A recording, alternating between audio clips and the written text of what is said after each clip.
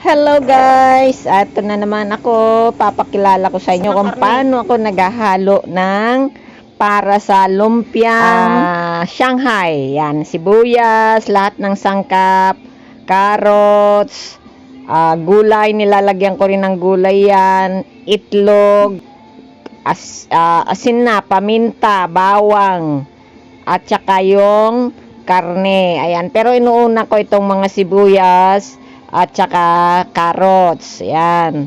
Tapos, isusunod ko yung bawang. And then, sunod yung karne. Ang gamit ko dyan, guys, ito yan. Yung blender na binibili sa Shopee. Mura lang yan eh. Ang bili ko dyan, 300 plus lang. So, guys, maganda yan para yan, oh, halo-halo lahat. Malaki. Maganda. Okay, napakabilis. Di ka hirap. Okay, guys. Thank you.